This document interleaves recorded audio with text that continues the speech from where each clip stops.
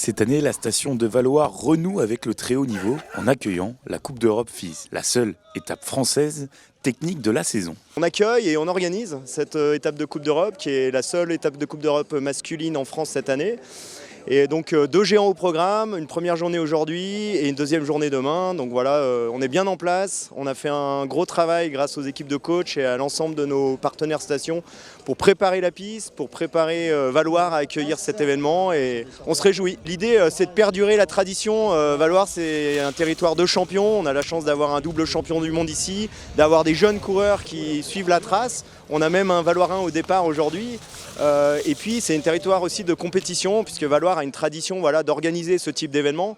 Et donc on est heureux de reprendre le flambeau et de continuer à travailler pour accueillir les meilleurs skieurs du monde. À l'occasion, le vainqueur de la Coupe du Monde de slalom et le double champion du monde de slalom, Jean-Baptiste Grange, était présent sur sa terre natale. On a tous les meilleurs jeunes de chaque nation. On a peut-être les futurs grands champions de demain, donc c'est toujours intéressant et notamment pour un passionné comme moi de pouvoir aller les voir skier et voir un petit peu s'il y a des noms qui ressortent. C'est quand même un défi d'organiser une Coupe d'Europe. Ça demande à pas mal de partenaires locaux déjà d'aider et de mettre la main à la pâte pour que tout se passe bien. Et puis ça demande aussi d'avoir un peu des partenaires extérieurs. Donc c'est quand même une piste qui est exigeante. Qui est une des plus belles pistes qu'on peut avoir dans le monde en géant.